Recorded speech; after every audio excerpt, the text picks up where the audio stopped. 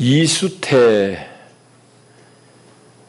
분이 쓴 어른 되기의 어려움이라는 두껍지 않은 책이 있습니다.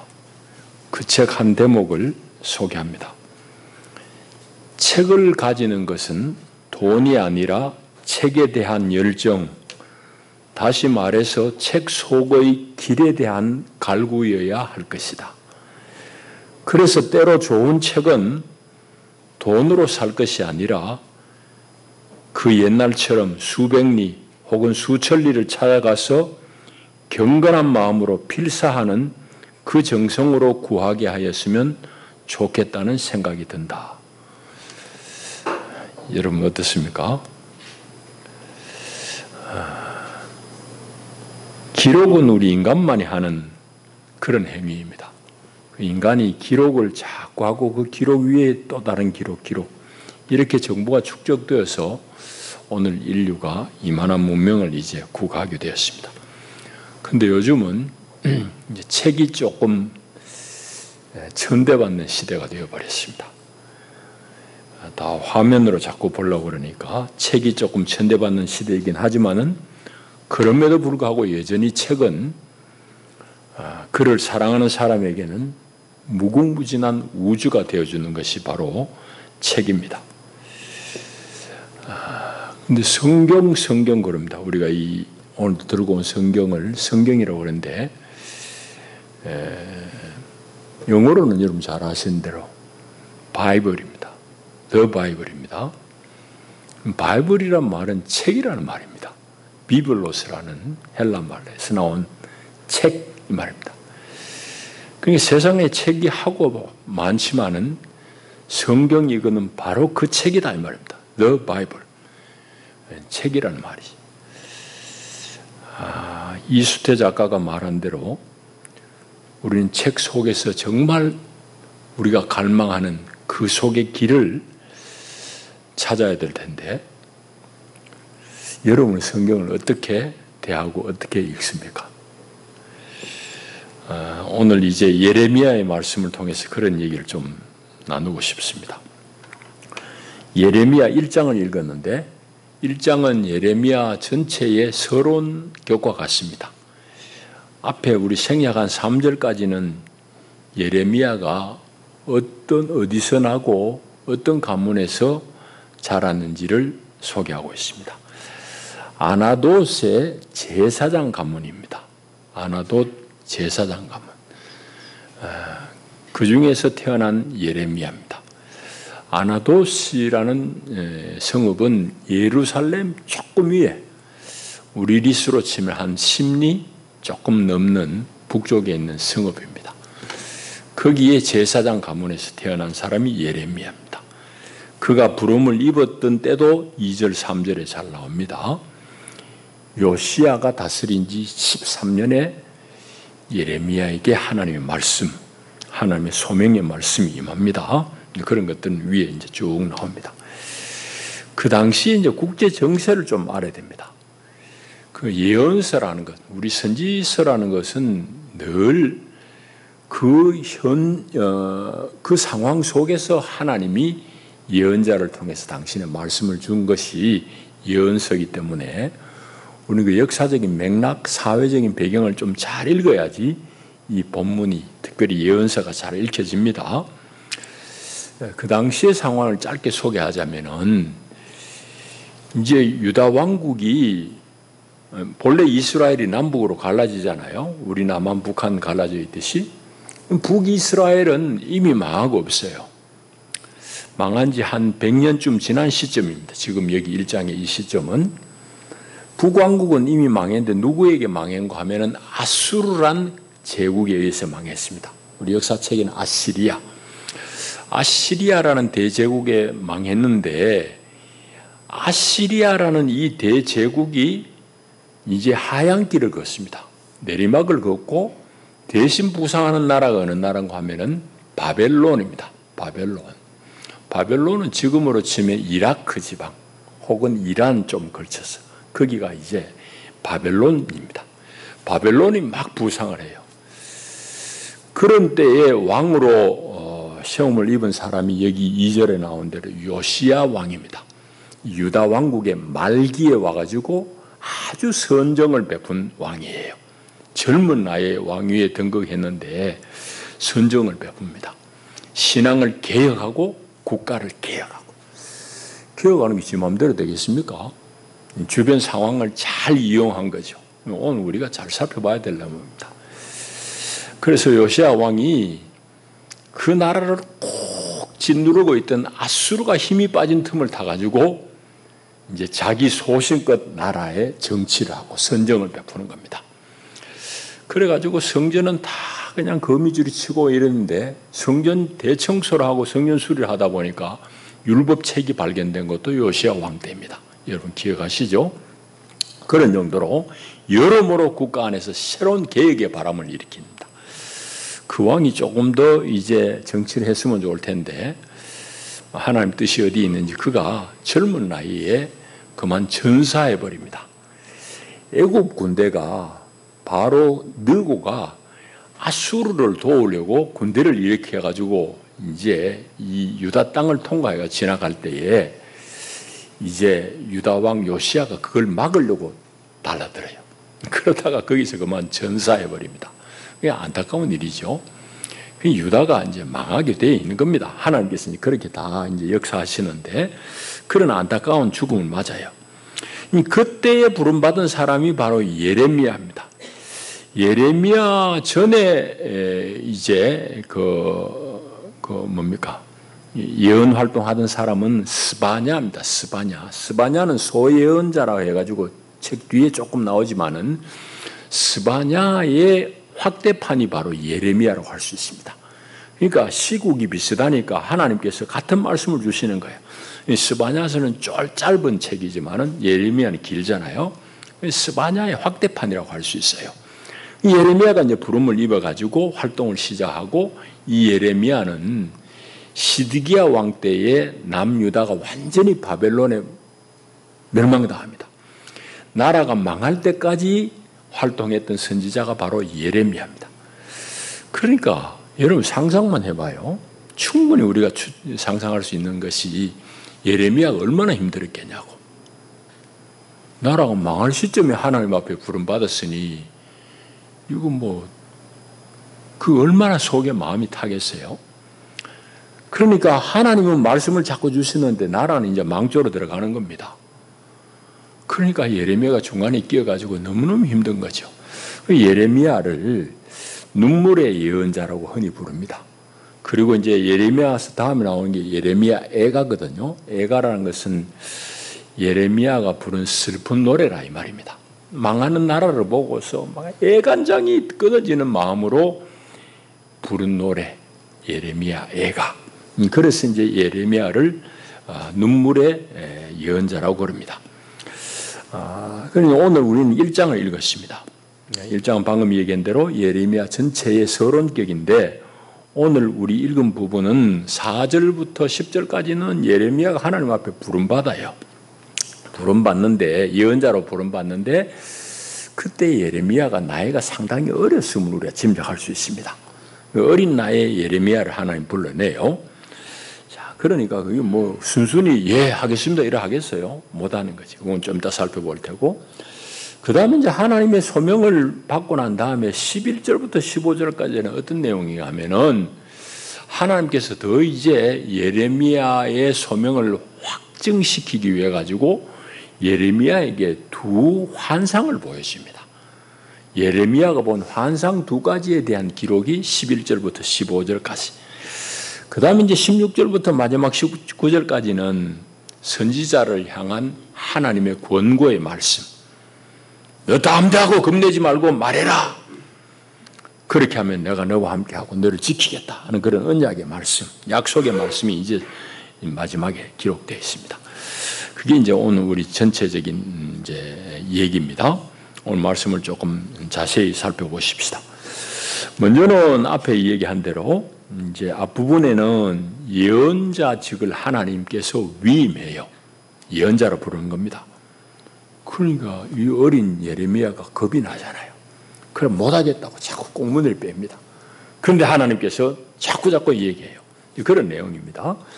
5절, 6절을 보게 되면은 하나님께서 너를 위임하는 것은, 너를 부른 것은 네 어머니 뱃속에 있을 때부터다. 네가 이 세상 구경하기 전부터 나는 너를 이미 너를 그 예언자로 점찍어 놨다. 이런 말씀입니다. 특별히 여러 나라의 선지자로 너를 불렀다는 말씀이에요. 이건 뭐 다른 선지자들도 그렇게 하지만 특별히 예레미야에게 이렇게 호칭하는 건 처음입니다. 다른 데 없어요. 여러 나라의 선지자. 그 말은 여러 나라에 관련되어진 예언들을 할 만한 선지자다 이 말입니다. 그렇게 불렀다고 그래요. 이제 그렇게 하나님께서 말씀하실 때에 예레미야가 6절에 하는 대답이 보세요. 슬프도소이다 주 여호와여 보소서 나는 어린아이라 말할 줄 알지 못합니다. 그래요. 예레미야 자신은 소년이다. 아직까지 미성년자다. 그러니까 내가 미성년자로서 하나님 말씀 대언한들 누가 들어주겠느냐 이 말입니다. 그 말도 잘 못한다고 변명합니다. 그럴 때 하나님께서 7절 이하에 또 말씀하시는 게 뭔가 하면은 너 겁낼 것 없고 두려워할 것 없다. 내가 너에게 명하는 대로만 말하면 된다. 두려워하지 말거라. 그런 말씀을 해요. 여기서 이제 예언자의 독특한 면이 있습니다.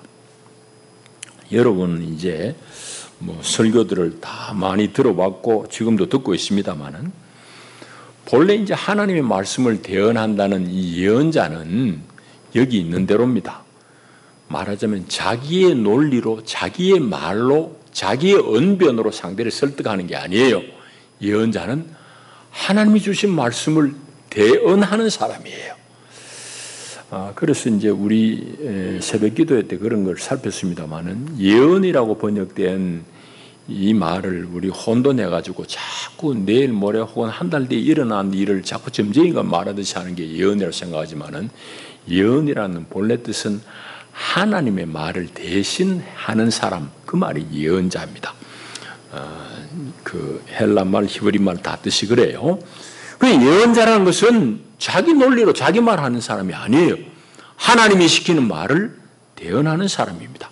이걸 우리 알 수 있고, 그리고 두려워하지 말고 내가 너에게 명하는 대로만 해라 그러면서 하나님께서 더 확정을 주시려고 9절에 보면은 하나님 당신이 손을 뻗어가지고 예레미야 입에 댑니다. 입에 대시면서 하는 말씀이 내가 내 말을 너의 입에 둔다. 그런 말씀이에요. 그러니까 예레미야가 이제 좀 자신감을 얻을 거 아니에요. 하나님께서 그렇게까지 말씀하여요. 그리고 이제 10절에 보면은 내가 예레미야 너를 왕처럼 권세 있게 네 말이 허투루 떨어지지 않고 네가 뭐 뽑을 건 뽑고 파괴할 것은 파괴하고 건설할 것은 건설하게 하지만은 여러 왕국 위에 네 말이 다 성취되도록 하겠다. 왕과 같은 권세를 주겠다고 그렇게 이제 말씀하는 겁니다. 자, 그게 이제 첫째 단락이고 두 번째 11절부터 15절까지는 방금 얘기한 대로 예레미야가 본 환상 두 가지에 대한 기록입니다. 첫째 환상은 뭔가 하면은 예레미야에게 하나님께서 환상을 보여주는데 살구나무를 보여줘요. 예레미야 너 뭐 보지? 살구나무 가지를 봅니다. 그래요. 근데 야훼께서 그때 하신 말씀 니 잘 봤다. 틀림없이 봤다. 왜 이 나무를 너에게 보여줬느냐? 내가 내 말을 야훼께서 야훼의 말씀을 지켜서 그대로 이루려고 내가 이 환상을 보여줬다 이 말입니다. 우리말로 읽으면 이게 무슨 소리인지 잘 이해가 안 돼요. 그런데 히브리 사람 같으면 당장 알아듣는 말입니다. 말하자면 언어 유희, 좀 우리 흔히 하는 말로 말로 놀이를 하는 겁니다.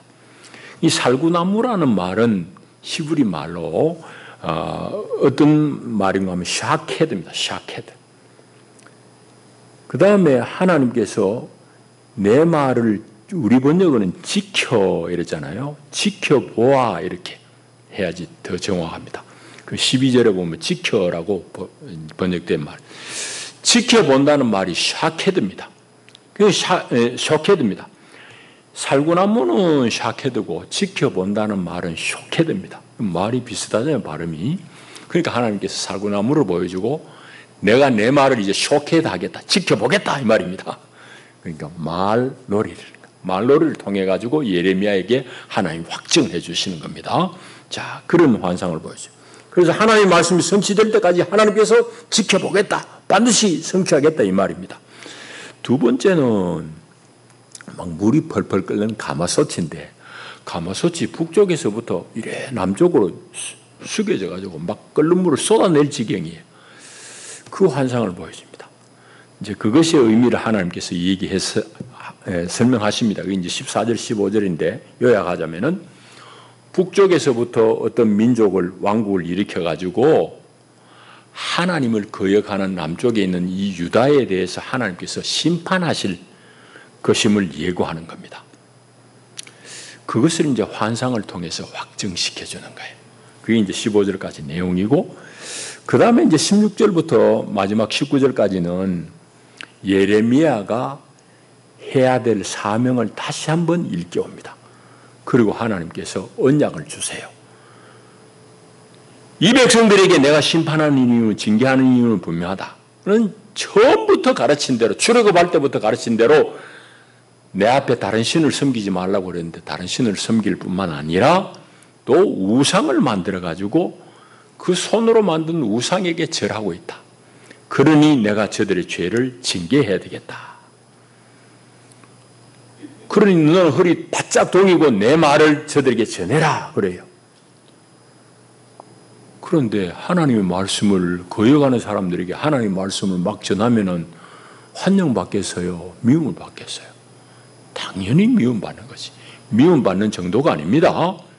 죽이려고 달라들어요. 우리 오늘 읽지 않았지만 예레미야는 여기 기록되어 있는 대로 보면은 거짓 선지자들에게 왕 앞에서 뺨따기로 맞고요. 그 다음에 예레미야가 하나님의 말씀을 막 고지고대로 전하니 미워가지고 물이 없는 우물, 깊은 우물에 예레미야를 떨어뜨리고 거기 뚜껑 덮어버려. 얼마나 무섭겠습니까? 얼마나 두렵겠어요. 예레미야가 그런 고초를 당합니다. 그걸 하나님 먼저 말씀하세요. 그래서 17절 뒤에 보면은 그들에게 말해라 그러면서 그들 때문에 두려워하지 말아라. 내가 너를 견고한 성읍과 같이 쇠기둥같이 노성벽이 되게 하겠다. 내가 너를 지키겠다 그래요. 그러면서 19절에 보면은 누가 너희를 미워할 것인지에 대해서 말씀하고 18절에 보면 누가 너를 미워할 것인지에 대해서 말씀하고 있어요. 보라 내가 오늘 너를 그 온 땅과 유다 왕들과 그 지도자들과 그 제사장들과 그 땅 백성 앞에 견고한 성읍 노성벽이 되게 하겠다. 그러니까 예레미야를 반대하는 사람 누구예요? 전부 다예요. 전부 다인데 특별히 왕들, 권력을 가진 권세자들, 백성의 지도자들 이런 사람들이 주동이 되고 더 주축이 돼가지고 예레미야를 박해할 것에 대한 예고를 한다 이 말이죠. 여러분 왜 왕들과 백성의 권력을 가진 지도자들이 예레미야를 싫어하겠습니까? 그들 하는 짓이, 그들 하는 정치 행태가 하나님의 말씀에 떠나 있기 때문에. 그러니 당연히 싫은 거지. 그러니까 이 예레미야의 심판세는 하나님 말씀을 입에 담아두고 그걸 말씀을 대언하는 것은 필시 큰 반발을 초래할 것이고 특별히 권력자들이 자신들의 권력과 지위를 이용해가지고 예레미야의 입을 틀어막으려고 하는 거예요. 그리고 박해한단 말이죠. 그렇지만은 내가 너와 함께하니 너는 담대해라. 두려워하지 말아라. 그렇게 말씀하시는 것이 오늘 우리가 읽은 내용입니다. 어려운 내용은 없어요. 이제 그 당시 역사적인 맥락을 배경을 좀 살피면 어려운 내용은 없습니다. 이제 우리 얘기를 하십시다. 중요한 얘기인데 예언자라는 건 어떤 사람이냐? 예언자. 이제 예언자의 숙명을 여기서 우리는 확인할 수 있습니다. 그건 뭔가 하면은 하나님의 말씀을 대신해서 말하는 대언자입니다. 그런데 이스라엘 역사 가운데 우리 보건대 예언자들, 소예언자들도 그런 내용들이 있지만 특별히 예레미야, 이사야 같은 이런 사람들, 우리 경우에 대예언자라는 이 사람들 역사에서 보면은 언제나 백성들로부터 미움을 받았습니다. 심지어는 목숨을 잃었습니다. 이제 예레미야는 조금 전에 얘기했는데 예레미야에 기록되어진 바대로 하면은 그런 정도의 고초를 겪었어요. 이사야는 이스라엘의 전승 가운데는 사지가 톱으로 켜서 죽었다. 그런 이제 전승이 내려옵니다. 그런 정도로 하나님의 말씀을 가감없이 전하는 예언자는 언제나 백성들로부터, 특별히 지도자들로부터, 권력자들로부터 박해를 받았습니다. 여러분, 이건 무슨 얘기겠어요? 역사 속의 이스라엘, 그 이스라엘은 하나님의 말씀을 들어야 될 이스라엘은 하나님의 말씀을 수용했다는 얘기입니까? 하나님의 말씀을 거역했다는 얘기입니까? 거역했다는 얘기죠. 거역했으니 하나님의 말씀을 전하는 사람을 죽이는 거지, 박해하는 거지. 대신 자기들의 구미에 맞는 거짓 예언자들은 엄청나게 많습니다. 예레미야서 나중에 보세요. 저기 뒤에 가게 되면은 거짓 선지자들이 수백 명이야. 수백 명.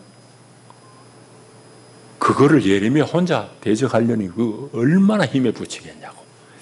예레미야를 뒤에서 몰래 좀 돕는 사람이 없지는 않습니다. 그러나 선지자들이라는 건 전부 다 가짜배기들이에요. 수적으로 보면 상대가 안 될 정도. 그런 정도로 이스라엘 가운데 거짓말을 하는 거짓 선지자들이 많아요. 그들이 말로는 야훼께서 말씀하시되 이러고 앉은 거예요. 백성들이 헷갈리잖아요. 그 예언서의 중요한 주제는 참 예언자, 거짓 예언자가 어떻게 구별할 것인가에 대해서 말씀해요. 근데 그거는 아이러니하게도 그 현장에 있는 사람은 잘 알 수 없습니다. 왜 그런가 하면은 누구의 말이 역사 속에서 성취되었느냐를 보고 분별하리라. 그런 말씀이 있어요. 그럼 성취되기 전에 그 역사 현장에 있는 사람은 모르잖아.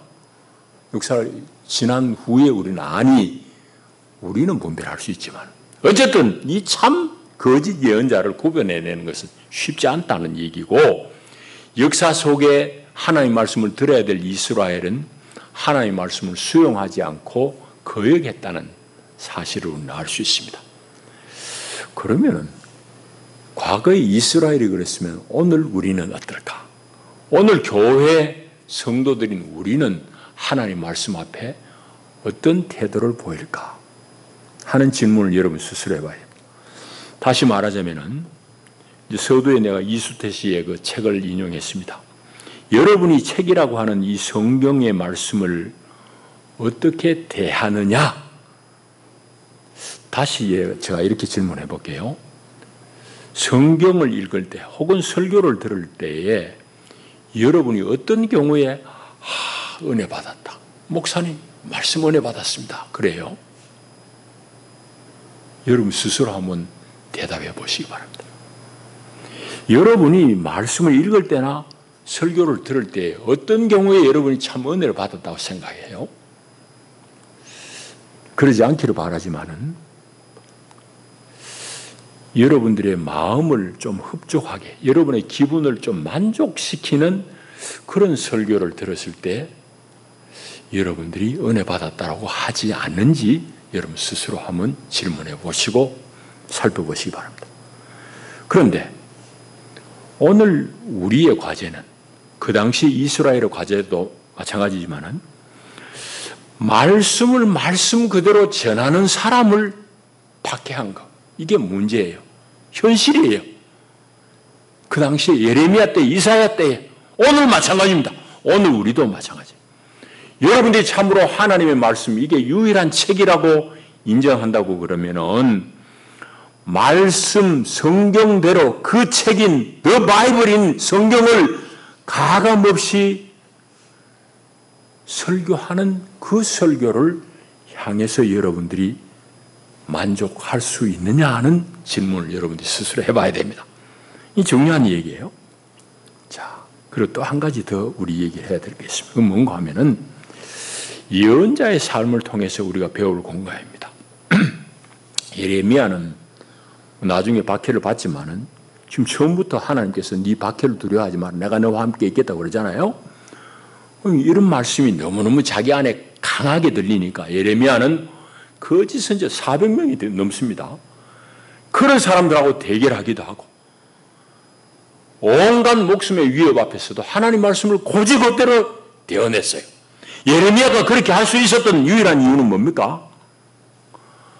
하나님의 말씀에 대한 말씀으로 인한 임팩트가 그를 둘러싸고 있는 환경적인 억압을 돌파할 수 있는 그런 임팩트가 있는 거지. 그것 때문, 그 한 가지 그것 때문입니다. 여러분, 이건 우리에게 아주 중요한 공간을 얘기해요. 여러분은 하나님의 말씀에 대해서 어느 정도로 여러분들이 충격적으로 받아들이냐고. 임팩트가 어느 정도냐고. 그게 세면 센 만큼 여러분들 캡결이 둘러싸고 있는 세상의 벽들을 돌파해낼 수 있습니다. 그 과제를 우리가 잘 해결해야 돼요. 다시 말하자면은 참 믿음의 사람들은 그 수가 언제나 문제가 아니에요.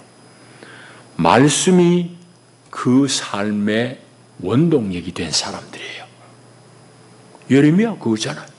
하나님 말씀이 분명하니까 왕들이고 지도자들이고 권세자들이고 그렇게 핍박하고 억압하고 협박했지만은 하나님 말씀을 대언한 거예요. 예레미야도 그렇고 이사야도 그렇고 모든 선지자들 그랬습니다. 역사 속에 그럼 예언자들이라고 하는 사람들만 그랬을까? 아닙니다. 지금 죽어 씻고 있는 위그노는 프랑스에서 개신교인들을 부르는 말입니다. 위그노의 역사에 대해서는 제가 설교 때 가끔 말씀드렸습니다. 사실은 영국의 양모 산업, 네덜란드의 저 똑똑한 사람들, 스위스의 시계 장인들, 그 다 사실은 불란서가 멍충이 같아가지고 위그노들 쫓아내가지고 그 사람이 쫓겨나가지고 다 산업을 일으킨 사람들이에요. 큰 흐름을 이룬다고. 어쨌든 위그노 얘기를 지금 주고 싣고 있는데 이분들은 가톨릭 교리가 성경을 배우고 나니까 성경대로 너무 아닌 거야. 마리아를 숭배하고 교황은 하나님같이 얘기하고 아닌 거지. 그래가지고는 이거 아닌데 자기들 가르침대로 성경의 가르침대로 예배했어요. 그러다 어떻게 됐게? 갈등이 일어나지, 싸움이 일어나지. 그래가지고 왕에 따라가지고 어떨 때는 칙령을 내려가지고 좀 개신교인들 예배를 용인할 때도 있고 핍박할 때도 있고 좀 몇 차례 번복이 왔다 갔다 그래 합니다. 그런 얘기들을 우리 좀 살피고 있어요. 오늘 이제 저항하라는 그런 그 사람들의 가르침을 좀 써놨습니다. 어쨌든 이 위그노, 그 전에 위그노와 동시되고 그 전부터 시작된 왈도파들 다 마찬가지입니다. 이 사람들은 가톨릭이 지배하는 세상 가운데 예배가 그 가짜예요. 그러니까 목숨 걸고 예배를 하고 그 예배의 자유를 찾아가 산속으로 들어갔고 그런 사람들이 종교개혁을 일으킨 겁니다. 여러분 유럽에 보세요. 거의 지금도 가톨릭이 우세합니다. 그런데 그 가톨릭이 다 아니에요. 특별히 프랑스에는 여러분 아주 개신교에 중요한 신학대학도 있어요. 그런 정도로 개신교인들이 아직도 있다고. 위그노들이 있어요. 철저하게 성경대로 신앙한 사람들이죠.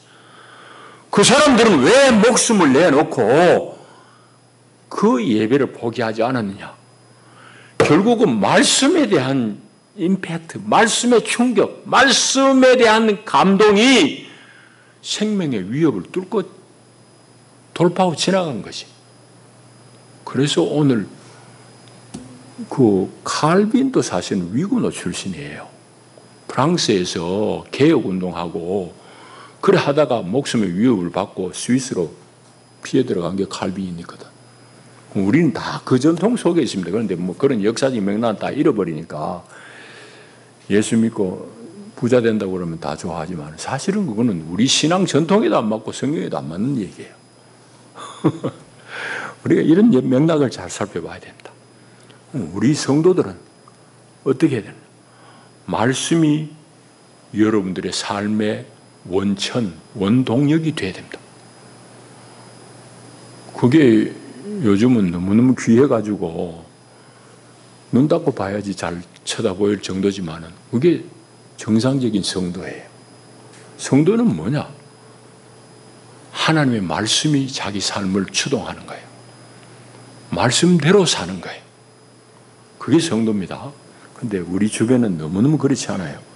제가 목회하면서도 그렇고 뭐 세상의 사람들도 봐도 그렇고요. 사람들은 좀 몇 가지 부류로 나눠집니다. 이런 관점에서 보면은 많은 사람들은 자기 유익을 위해서 사는 사람들. 그 사람들의 특징이 뭔가 하면은 말 바꾸는 것에 대해서 일말의 가책도 없습니다. 어제 하래 했던 말 이렇게 했으면은 오늘 저렇게 말하는 거 아무런 거리낌이 없어요. 왜? 어제 아래하고 지금하고 환경이 달라진 거예요. 그때는 그때 유익 따라 지혜한 말이야. 오늘은 오늘따라 내 유익되는 말만 하는 거예요. 나는 그런 사람은 사람으로 잘 안 보여요. 어쨌든 그런 사람 많습니다. 여러분, 후쿠시마 핵원연수 버리면 안 된다고 난리 치던 놈들이 지금 대통령 하나 말 바뀌었다고 뭐 사과도 안 하고 아무런 변명도 없이 그걸 뭐 지 했던 말 하는 사람을 괴담을 퍼뜨린다고 난리치고 고발도 하고 그럽니다. 아니 못된 놈들이죠. 왜 그럴까? 2년 전에는 핵오염수 버리면 안 된다고 얘기한 게 지가 정치인으로서 입지를 굳혀. 지금은 그 말 거꾸로 해야지 다음 공천을 받을 것 같아. 그러니까 사과 한마디 없이 변명 한마디 없이 말을 핵 바꾸는 겁니다. 그러면 정치하는 놈도 그런 게 아니에요. 교회 안에도 그런 일이 많습니다. 목사들도 그런 사람 많습니다. 참 헷갈려요. 이와 같이 자기의 유익을 도모하며 사는 사람이 있고 좀 그 중에도 적지만은 옳은 일을 도모하는 사람들이 있습니다. 언제나 옳고든 일을 하려고 하는 사람. 귀한 일이죠. 그런데 성도는 한 걸음 더 나아가야 됩니다. 더 나아가서 하나님의 말씀에 대한 흉격, 말씀에 대한 경외가 그 삶을 움직여야 됩니다. 하나님의 말씀이 나에게 오늘 뭐라고 그러냐? 하나님의 말씀이 오늘 나에게 어떤 태도를 가지게 하느냐? 그것이 바로 오늘 성도입니다. 여러분, 결코 큰 흐름 따라 살려고 하지 마십시오. 특별히 신앙에 있어서는. 그건 제가 보기에는 대체로 잘못된 길로 가는 경우가 많습니다. 그건 교회의 역사가 증명해요. 언제나 하나님 앞에 신실한 사람은 새강입니다. 새강. 그야말로 쫄쫄쫄쫄 흐르는 시냇가에 시냇물이 거기 생명이 있어요. 큰 강은 탕류에 탕류. 온갖 거 다 섞여 있어요. 어느 교회 목사라고 그러면은 내가 또 사람 보고 뭐 하는 것 같으니까 내 설교를 지금도 기억해요. 여러분들 우리 교회가 크려고 그러면은 우리가 좀 대충 해야 됩니다. 여러분 맑은 물에는 고기가 못 자랍니다. 이러고 설교하고 있어요. 그러니까 그의 말대로 교회는 커져서요. 그건 교회 아니에요. 교회 아니에요. 하나님의 말씀이 여러분의 삶의 원천이 되는 그런 삶을 살아내기를 간절히 기원합니다. 자, 우리 찬송하시고 성찬을 준비하겠습니다.